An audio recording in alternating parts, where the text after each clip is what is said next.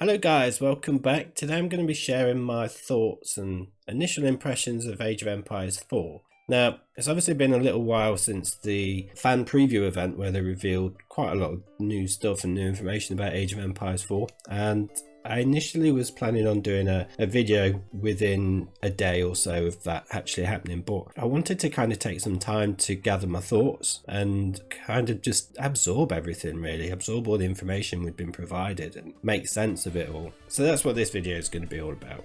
So I think the first thing I want to talk about is the actual graphics of the game. This has been quite a big talking point within the community, and there's a few things that I like about it, there's a few things I don't like about it.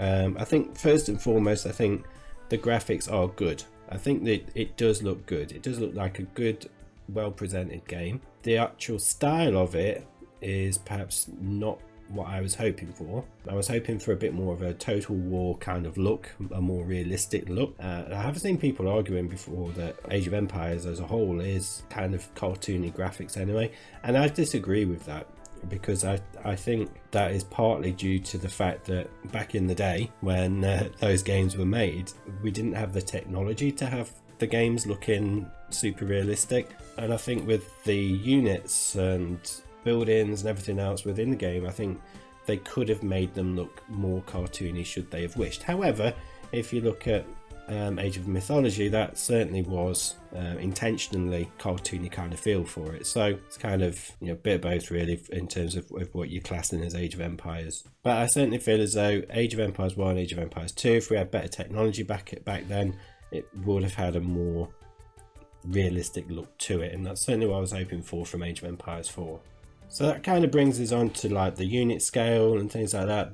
Again, that's been another talking point within the community, that scale of the units is ridiculous in comparison to the buildings. Well, that is Age of Empires. Look at Age of Empires 1. Even Age of Empires 2, although they improved on that, the units are much bigger than in comparison to the buildings. So I see that as a non-issue, really. It's just the fact that everything in Age of Empires 4 seems massive.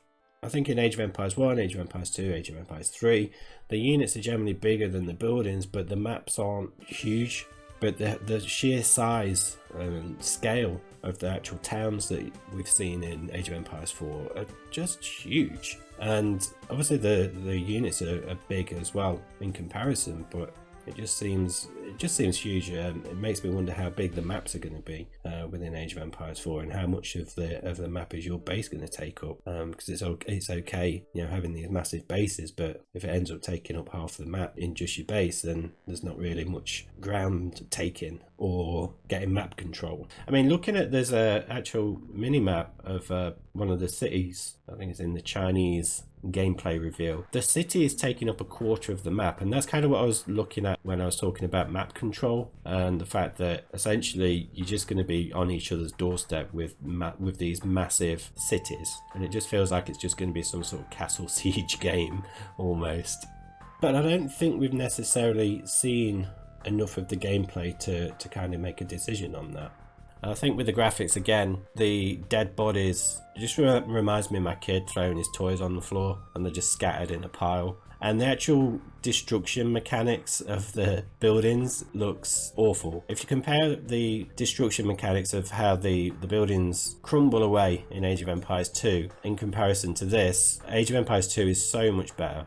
So that brings me on to what we've seen of gameplay so far. Now, I still don't think we've seen enough of the gameplay to be able to get an idea. I think if we actually saw an actual game being played by a couple of pros playing a game, and we can get an idea of the scale of the map, how long it's going to be taking to get an army across the map and lay siege to these massive towns that you've got, I think that would certainly be quite beneficial to see and really give you a bit more of an idea of how the game plays.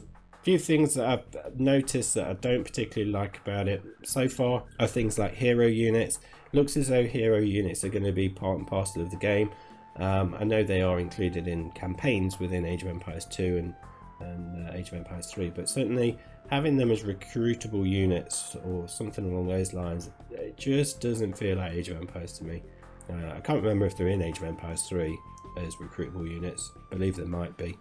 I feel as though there's a lot more similarities in the way that Age of Empires 4 plays in comparison to Age of Empires 3 rather than there is with Age of Empires 2. So it definitely feels as though Age of Empires 3 players will be able to appreciate it more than Age of Empires 2 players will. Also seems as though there are going to be some capture points within the game and within the map which will buff you and things like that, which again is something that was introduced into AOE3 and for me kind of ruined the whole AOE experience a little bit. These are certainly something that are quite prominent within Relic games as well, such as Dawn of War, I believe Company of Heroes as well, and it's almost as though it's become a formula that's needed within an RTS, and I don't think it should be, because I think RTS should be all around, you know, strategic resource management and managing a good economy as opposed to just getting some capture points to get a buff. I feel as though that kind of takes skill out of the game a little bit.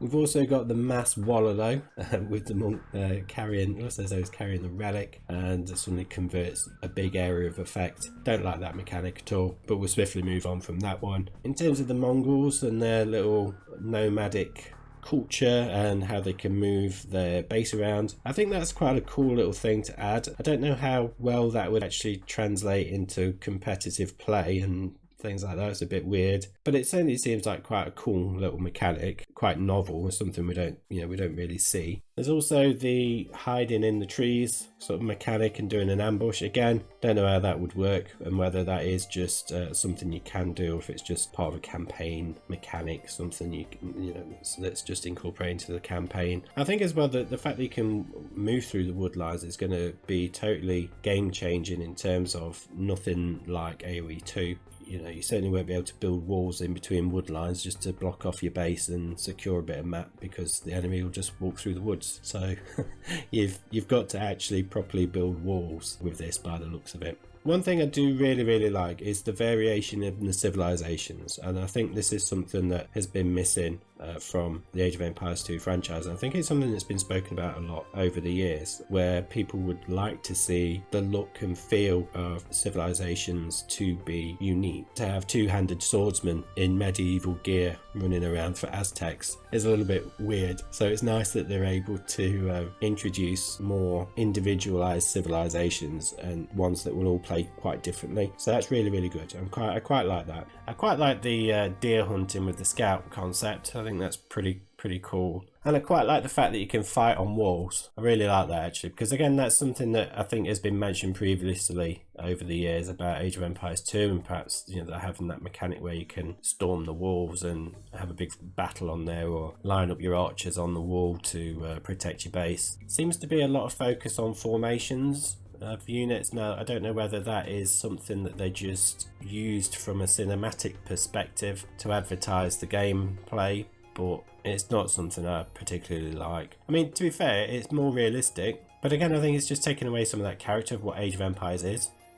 So, in conclusion, I'm looking forward to Age of Empires 4. I'm not as hyped as I perhaps would like to have been, but I think it's going to be a good standalone game. Don't think it's going to feel like Age of Empires. I think Age of Empires 2 players will struggle to make the switch over to Age of Empires 4, but I do feel as though it's going to be fantastic for the franchise. It's certainly going to get people interested in Age of Empires again, and I'm hoping it's actually going to help grow the Age of Empires 2 or Age of Empires 3 communities even further by bringing that new player base in, who will then go and check out all the other games and perhaps come back to Age of Empires 2 or 3. So whilst a lot of us Age of Empires 2 players would really have hoped for Age of Empires 4 to be a bit more like an upgraded, modernised version of Age of Empires 2, I just don't think being able to modernise Age of Empires 2 would have worked. I just don't feel as though the 3D style of modern day games would have complemented Age of Empires 2 and the way that the game is played, the actual style. And I think being able to have these massive economies with 2D farms, 2D buildings and things like that, it's just something unique to Age of Empires 2 and perhaps even outdated.